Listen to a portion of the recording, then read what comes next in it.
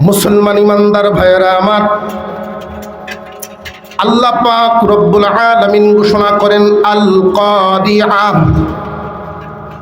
প্রলয় আওয়াজ, বিকট আওয়াজ। এই আওয়াজটা কে দিবেন? ইসরাফিল আলাইহিস সালাম। কখন দিবেন? নবীজি আলামত বর্ণনা করেছেন। আমার আগমন দুনিয়ার জমিনে বুঝিয়া নাও, আওয়াজ দেওয়ার সময় খুব বেশি বাকি নাই। আমার আগমন হয়ে গেছে, বুঝবা দুনিয়া বুড়া হয়ে গেছে, কিয়ামত নিকটবর্তী হয়ে গেছে। তবে এই আলামতগুলো ঘটবে, সমাজের অবস্থা হবে এমন, মানুষ বিচার করতে গিয়া ঘুষ নিবে, মানুষের নীতি এতটাই নিচে নামবে, টাকায় মানুষের জবান বিক্রি হয়ে যাবে। মাতা পিতার সাথে সন্তানের আচার আচরণ মালিক আর গোলামের মতো হবে।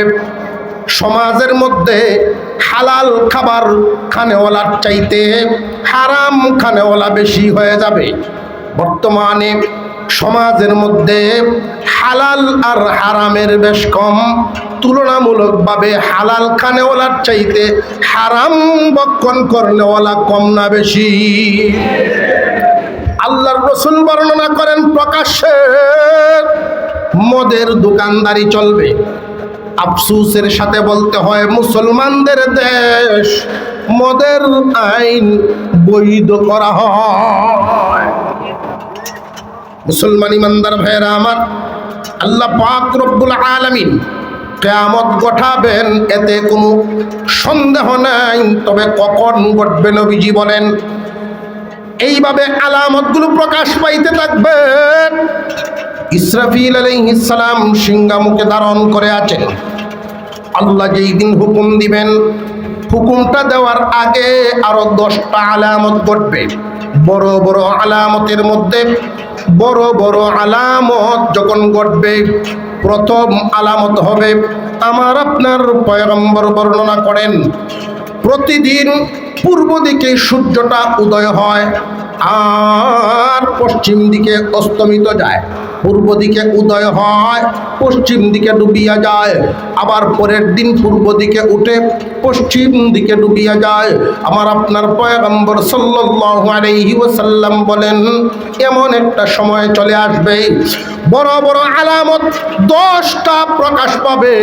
এর মধ্যে প্রথম আলামত, মানুষ অপেক্ষা করতে থাকবে। সকালবেলায় ঘুম থেকে উঠেই সূর্য উঠবে পূর্ব দিকে, কিন্তু না না, সূর্য পূর্ব দিকে উঠে না। অপেক্ষা করতে থাকবে মানুষ।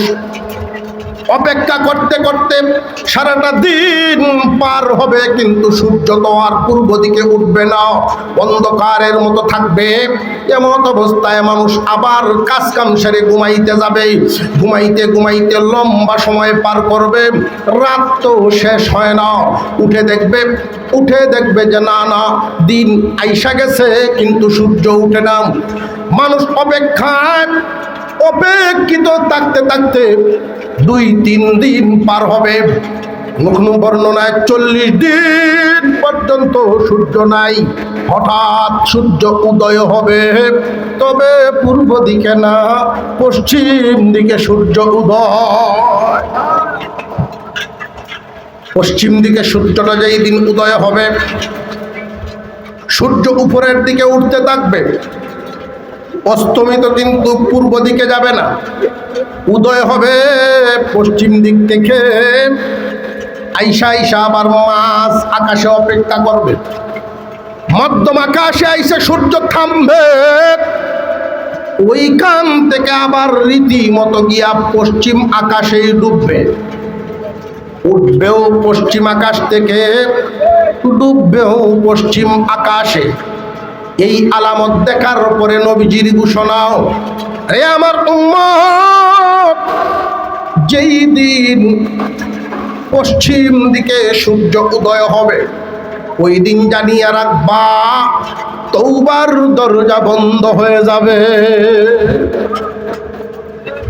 আমরা দুনিয়ার জমিনে গুনাহ করি, আবার তওবা করলে আল্লাহ মাফ করে দেন।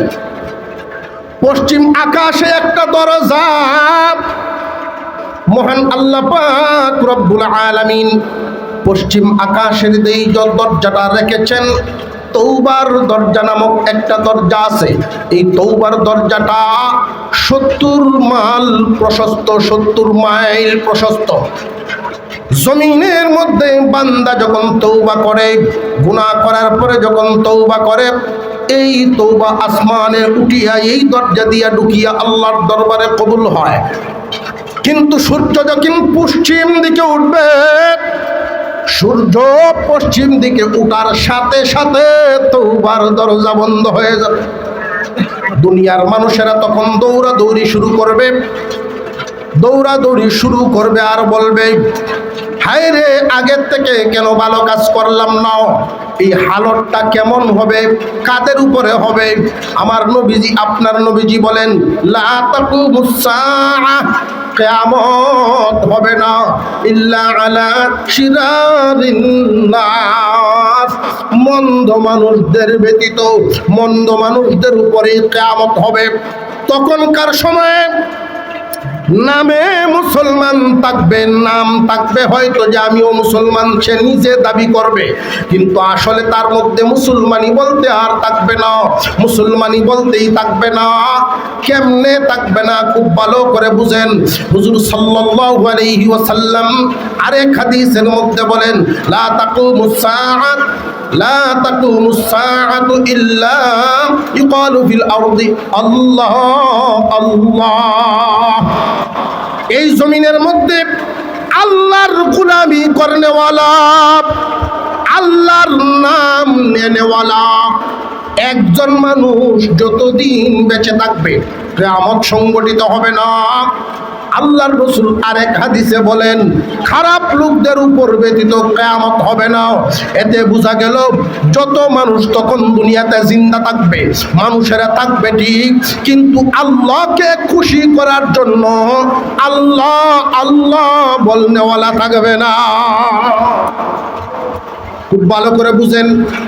আমাদের যে সেন্টিমেন্ট, চিন্তা ভাবনা, অনেক মানুষ এমন আছে আল্লাহর সন্তুষ্টির জন্য ইবাদত করে না, অন্য কোনো কারণে করে। এমন মানুষও আছে না নাই? এক দুইটা আলামত বলি। জানাজায় মানুষ শামিল হয়, জানাজায় কিছু কিছু মানুষ শামিল হয় ভিন্ন নিয়তে। কেউ কেউ জানাজায় যায় বুটের আশায়। এই লোক আল্লাহকে খুশি করার জন্য জানাজা পড়ে না। সমাজের মধ্যে তখনকার হালত থাকবে এমন, আল্লাহর খাঁটি কোনো বান্দা থাকবে না, বেজালে ভরা থাকবে। যেই দিন সূর্যটা পশ্চিমে উঠবে, ওই দিন মানুষ পাগল পারা হয়ে মসজিদের দিকে দৌড়াইতে থাকবে, লম্বা সেজদা দিয়া ডাকবে, আল্লাহ পরিপূর্ণ বিশ্বাস করলাম, আল্লাহ তুমি আমরারে মাফ করে দাও। কিন্তু ডাকাডাকি কবুল হবে না, তওবার দরজা বন্ধ। তখন আর কবুল হবে না দুনিয়ার মানুষ। তখনকার সময়ে হালত হবে এমন, আল্লাহ পাক রব্বুল আলামিন দুনিয়ার জমিনে এই ঘটনা ঘটাইয়া তওবার দরজা বন্ধ করবেন। মহান আল্লাহ এই জমিন থেকে একটা প্রাণী বের করবেন, দাব্বাতুল আরদ। এই প্রাণীটার হাতে থাকবে একটা লাঠি, আরেক হাতে আংটি। লাঠি থাকবে মুসা আলাইহিস সালামের লাঠিটা, আংটি থাকবে সুলাইমান আলাইহিস সালামের আংটিটা। এই ঘটনা জমিনে যে ঘটবে, খুব ভালো করে বুঝবেন। এমন ঘটনা যে ঘটবে, এতে কোনো সন্দেহ নাই। আল্লাহর রাসূল বর্ণনা করেন, দাব্বাতুল আরদ একটা আজব প্রাণী। এই আজব প্রাণীটা, আজব বলতে আলামত কি? এই প্রাণীটার দেহ হবে উটের দেহর মতো, প্রাণীটার দেহটা হবে উটের দেহর মতো, মুখের আকৃতিটা এমন, মানুষের সাথে কথাবার্তা বলবে। এক সাহাবী থেকে রওয়ায়াত, আল্লাহর রাসূল বর্ণনা করেছেন এই প্রাণীটাই যে কথা বলবে, কোন ধরনের কথা বলবে, যে প্রাণীটার জবান থেকে যেই কথাটা উল্লেখ হবে, আল্লাহর দ্বীনের দাওয়াত, এই উল্লেখ হবে তার জবান থেকে। আল্লাহর দাওয়াতের কথা, আল্লাহ আল্লাহ শব্দ উচ্চারিত হবে, তখন মানুষ এই আলামত দেখা ঈমান আনতে চাইবে, ঈমান কবুল হবে না। মহান আল্লাহ পাক রব্বুল আলামিন আমাদেরকে ঈমানের উপরে তাকার তৌফিক দেন, বলুন আমিন। পরবর্তীতে আমাদের যে বংশ বুনিয়াদরা আসতেছে, আমাদের লত সূত্র তখনকার পর্যন্ত যদি থাকে, আল্লাহ যেন তাদের উপরে ঈমানের হালতে রাখেন, বলুন আমিন। দাব্বাতুল আরদ নামক প্রাণী হাতের লাঠি দিয়া টাচ করলেই, হাতের লাঠি দিয়া ছুঁয়ে দিলেই মুমিনের চেহারা হবে উজ্জ্বল চকচকা। হাতের আংটি দিয়া তার নাকের মধ্যে দাগ দেওয়া হবে। হাতের লাঠি দিয়া যাদের চেহারার মধ্যে লাগানোর সাথে সাথে মুখ উজ্জ্বল হয়ে যাবে, এর কারণ ঈমান, আল ঈমানু নূর। ঈমান একটা আলো, ঈমান একটা আলো, ওই আলোটা তার চেহারায় প্রকাশ পাবে। আর যার ভিতরে ঈমান নাই, লাঠি দিয়া টাচ করলেও তার চেহারা আলোকিত হবে না। যেহেতু তার চেহারা আলোকিত হবে না, তখন আরেক হাতের আংটি দিয়া তার নাকে দাগ দেওয়া হবে। একদিকে কিছু মানুষ থাকবে আলোকিত চেহারা দুনিয়ার জমিনে, আরেক দিকে কিছু মানুষ থাকবে নাকে দাগ দেওয়া। এই প্রাণীটা সকালে প্রকাশিত হবে, সন্ধ্যায় বিদায় হয়ে যাবে। তখন যারা বেঁচে থাকবে, দুনিয়াবাসী মানুষ সহজেই চিনবে। আলামত দেখলেই যাদের চেহারা থাকবে উজ্জ্বল, তারা হলো মুমিন। আর যাদের নাক থাকবে দাগ বিশিষ্ট, তারা হলো কমিন কাফের। কিয়ামতের আলামতে দাজ্জালের আগমন একটা, 10টার একটা। দাব্বাতুল আরদ আগমনের 10টার একটা। ইয়াজুজ মাজুজের আগমন 10টার একটা। এই দুনিয়ার জমিনে প্রকাশিত হবে 10টা আলামত। সাথে সাথে আল্লাহ হুকুম দিবেন, ইসরাফিল সিংহায় ফু দিয়া দাও। সিংহায় ফু দিলে এই ফুয়ের ধরন, তার আওয়াজটা বিকট কেন বলা হলো?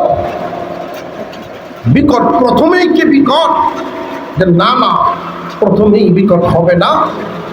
ইসরাফিল আলাইহিস সালামের এই সুর, এই কণ্ঠ, ইসরাফিল আলাইহিস সালামের বাঁশির সুর আদম আলাইহিস সালাম থেকে নিয়ে কিয়ামত পর্যন্ত সমস্ত সৃষ্টিকে মহান আল্লাহ যত কণ্ঠ দিয়েছেন, যত সুর দিয়েছেন, মানুষ সুরের পাগল আছে না নাই?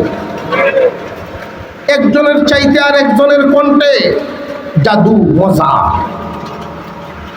সমস্ত সৃষ্টিকে মিলে যেই পরিমাণ সুর দেওয়া হয়েছে, এই পরিমাণ সুর ইসরাফিল আলাইহিস সালামের বাঁশির মধ্যে রাখা আছে। যেই দিন সেই বাঁশিটা উনি বাজাবেন, ফু দিবেন, আল্লাহ যখন হুকুম দিবেন সাথে সাথে ফু মারিয়া দিবেন। ফুয়ের সাথে সাথেই কি দুনিয়া ধ্বংস হয়ে যাবে? না না, ফুয়ের সাথে সাথে দুনিয়া ধ্বংস হবে না। ইসরাফিল আলাইহিস সালাম ফু দিবেন, বাঁশি বাজতে থাকবে। এমন মধুর আওয়াজ, এত সুন্দর কণ্ঠ হবে, মানুষ প্রশান্তি পাবে, খুব আনন্দিত হবে। এত সুন্দর বাঁশির সুর, এত মধুর বাঁশির সুর কখনো শুনি নাই। সকাল থেকে শুরু হবে, সন্ধ্যা হলো কিন্তু সুর তো আর কমে না। সময় যত যাবে সুরের পাওয়ার শুধু বাড়বে, সময় যত যাবে সুরের পাওয়ার শুধু বাড়তেই থাকবে। একদিন, 2 দিন, 3 দিন, 5 দিন, এইভাবে একটানা 6 মাস পর্যন্ত বাঁশি বাজবে। আমাদের কণ্ঠের অবস্থা, আমাদের সুর বা দম রাখা, যে যত বড় শিল্পী হোক, নামি দামি শিল্পী হোক, বাঁশির আওয়াজ হোক, টানের একটা প্রতিযোগিতা আছে যে কে টান দিয়া কতক্ষণ রাখতে পারে।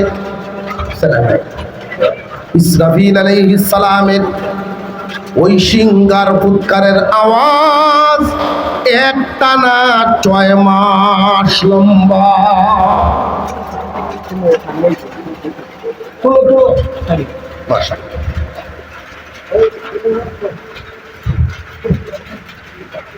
আজকের এই প্রতিকূল হালত, এই অবস্থার মধ্যেও যে আমরা জৈমা বৈশা রয়েছি, তো বেশ তো আলহামদুলিল্লাহ। তারাও বেশি ভাত আছে, সাথী নাই, যাইব কেমনে।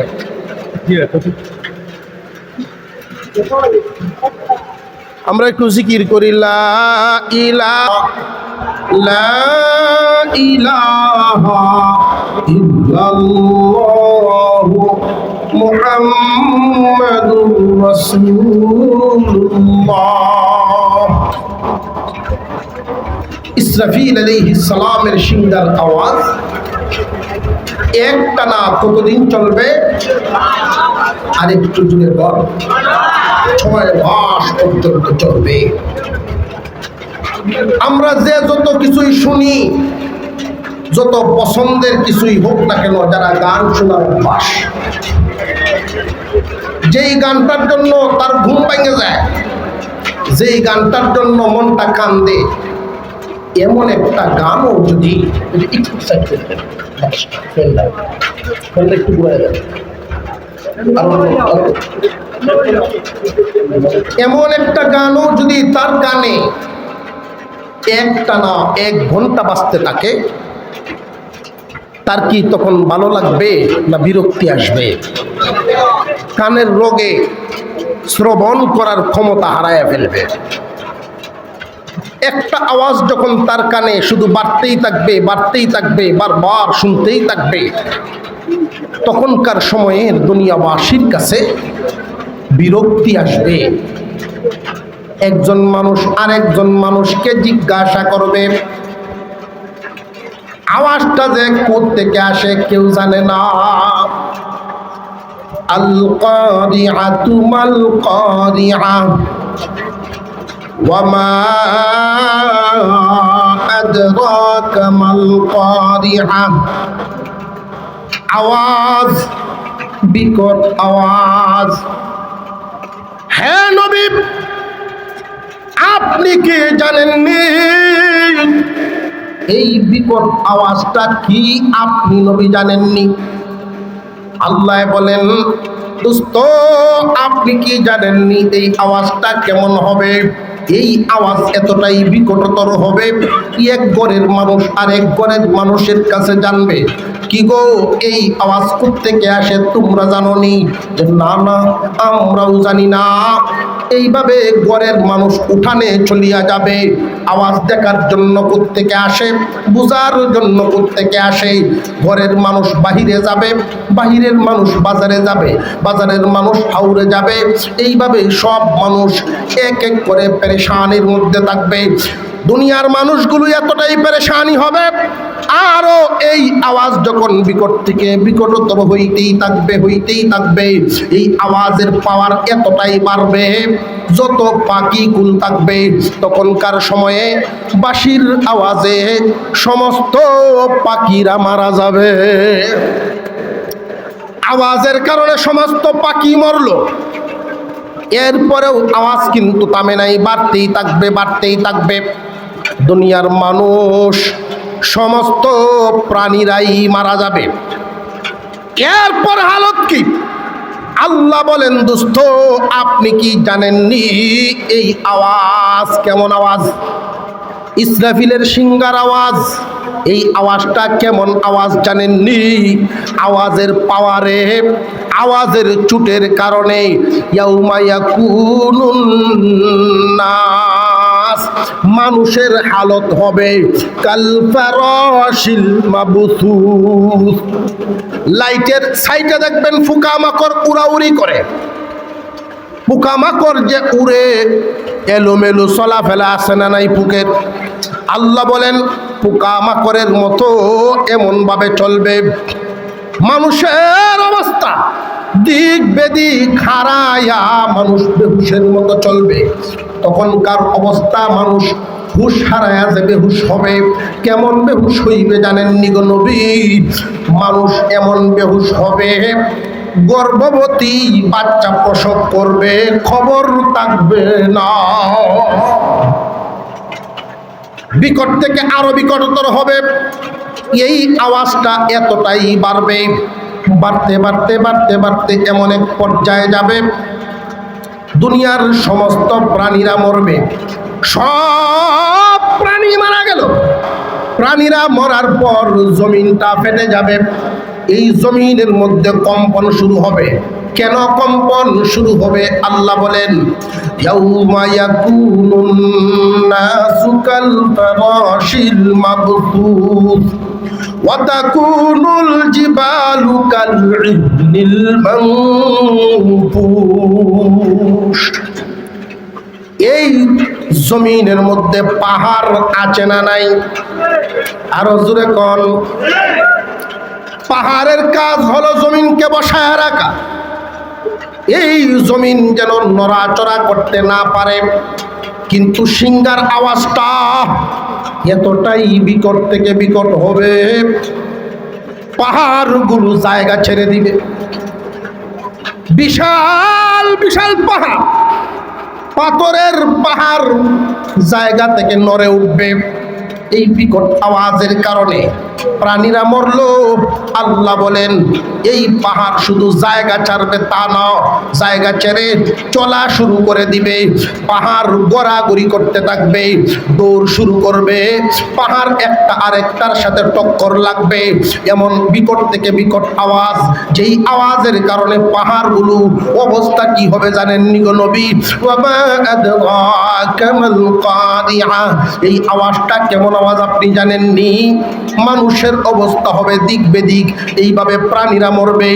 বিশাল বিশাল পাহাড়, পাথরের পাহাড়, মাটির পাহাড়গুলো অবস্থা কাল ইহনিল মানফুশ।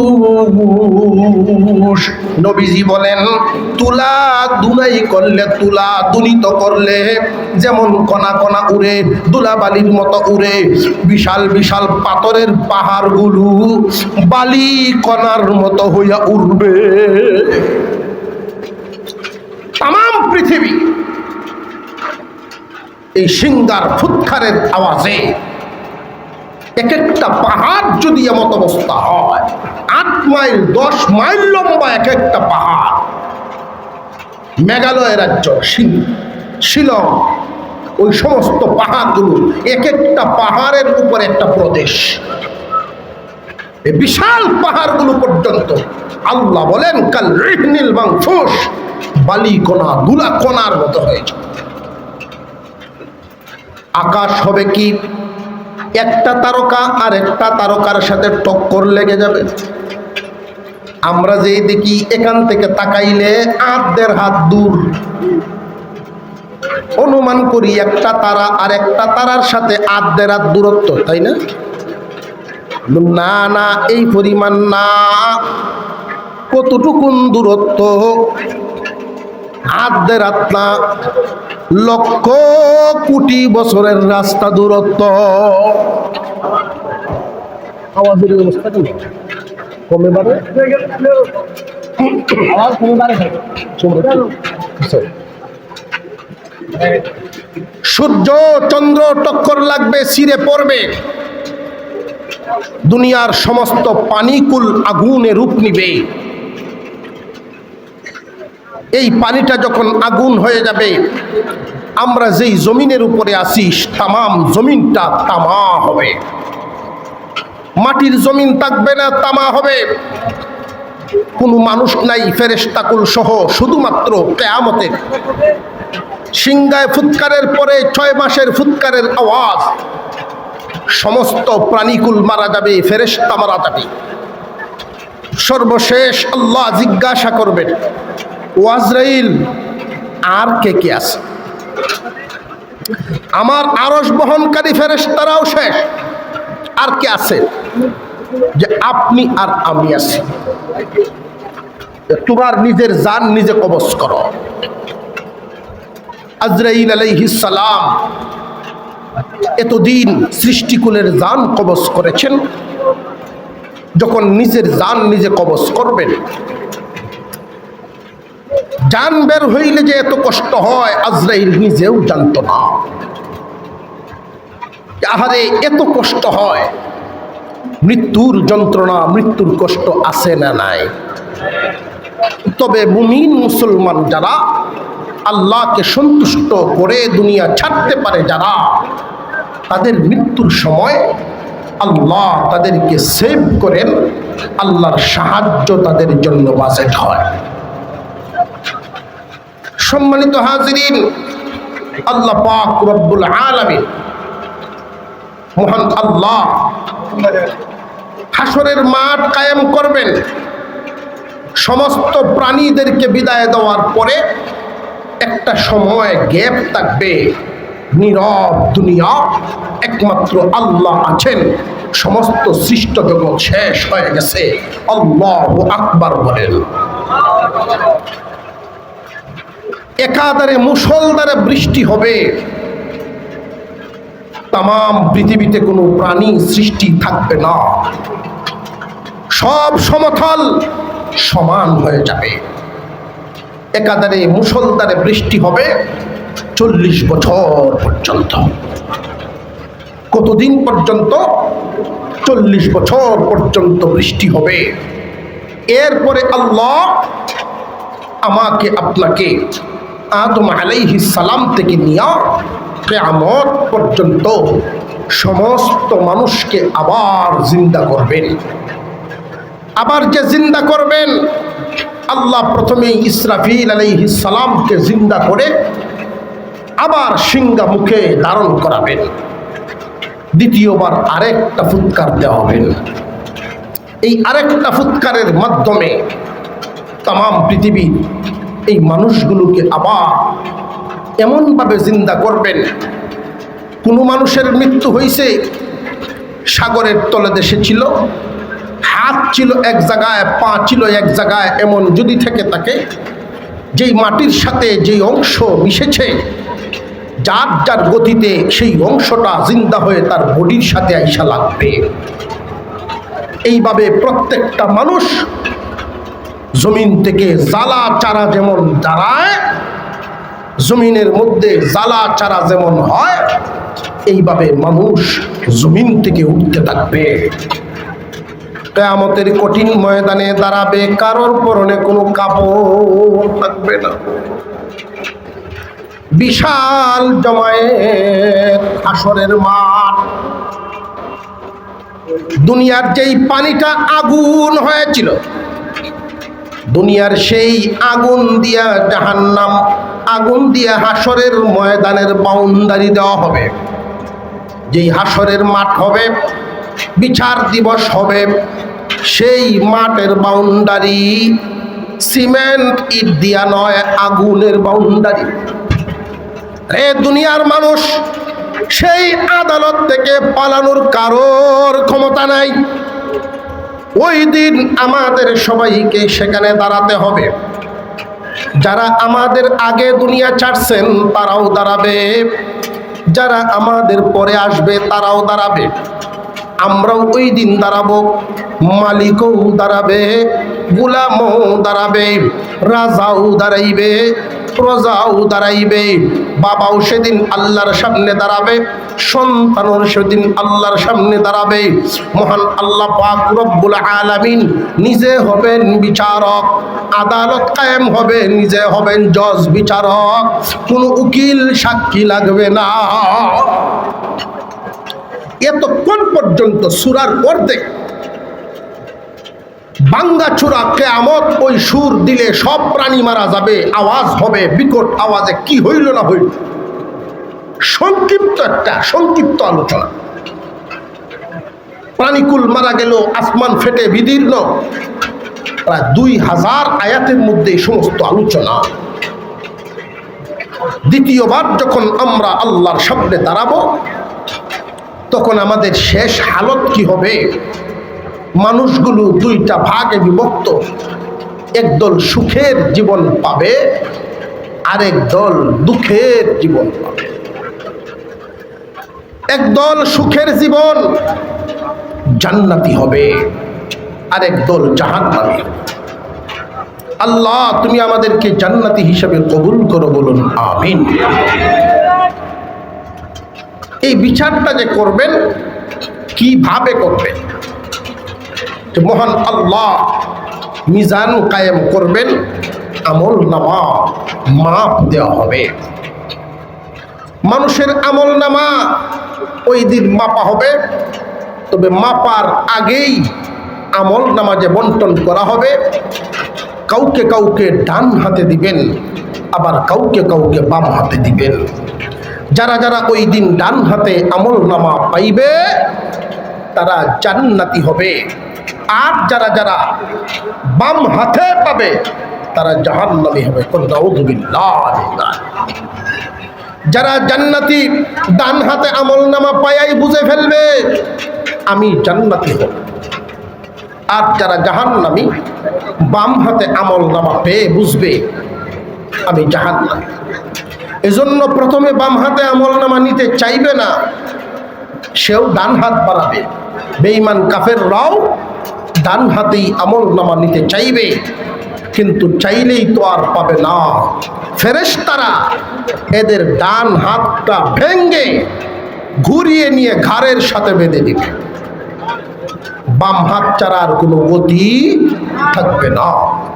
এজন্য সব সময় আল্লাহর কাছে দোয়া করা, আল্লাহ যাররা পরিমাণ হইলেও যেন ঈমানের সাথে মত হয়। গভীর অন্ধকার, এই অন্ধকারের মধ্যে কি জোনাকির আলো দেখা যায় না? যায় না। জোনাকির আলোটা অন্ধকারেও দেখা যায়। ঠিক তেমনি ঈমান যদি কারোর মধ্যে থাকে, আল ঈমান নূরুন, ঈমান হলো আলো, ফেরেশতারা দেখতে পায়। প্রত্যেক মুমিনের কপালে ওই দিন প্রত্যেক মুমিনের কপালে ঈমানের নূর চমকাইতে থাকবে। ডান হাতে আমল নামা পায়া লাইন ধরবে, বাম হাতে যারা আমল নামা পাবে আল্লাহ তাদেরকে চিরস্থায়ী জাহান্নামী বলে ঘোষণা দিবে। এই জন্য কাফেরদের আমল নামা হিসাব নিকাশ মিজান যখন দাঁড় করানো হবে, এই মিজানের মধ্যে আমল যখন উঠানো হবে, আমল উঠানো মুসলমান ভাইয়েরা, কারোর আমল নেক আমল কম হবে, বদ আমল বেশি হবে। কারোর নেক আমল বেশি হবে, বদ আমল কম হবে।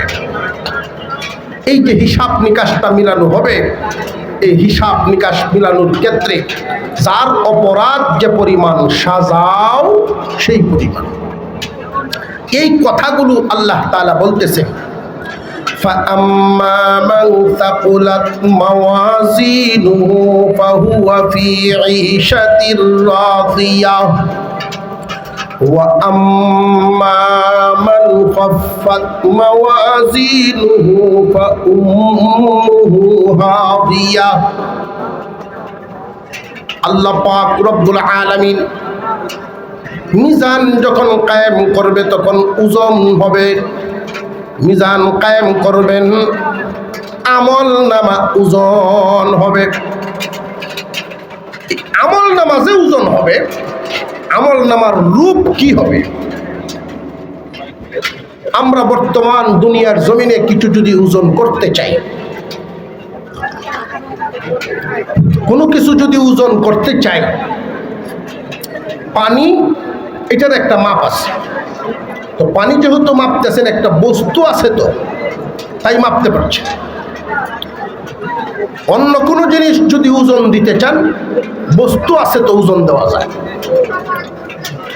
অথবা পিতার মাপ দেওয়া যায়। আমল নামা আল্লাহ কিভাবে মাপবেন? মহান আল্লাহ পাক আমাদের আমল নামাজে মাপবেন। খুব ভালো করে বুঝেন, আমল নামা মাপবেন। জ্বর মাপা যায়, এটা 100 বছর আগে কেউ জানতো? মানুষের জ্বর মাপা যায় 100 বছর আগে কেউ জানতো? প্রেসার মাপা যায়, 100 বছর আগে কেউ জানতো?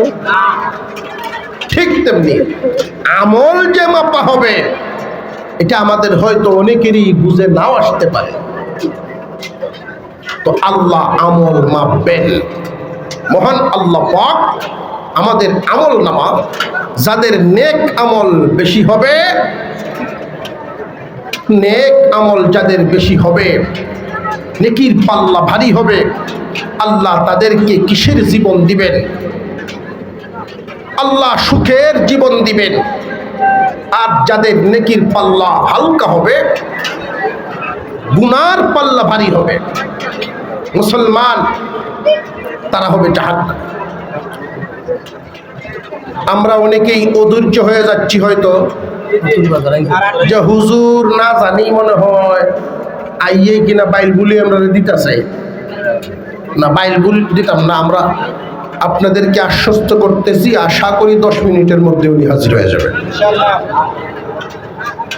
আপনাদের নতুন বাজার পার হয়ে গেছে, তাহলে একদম কাছে না?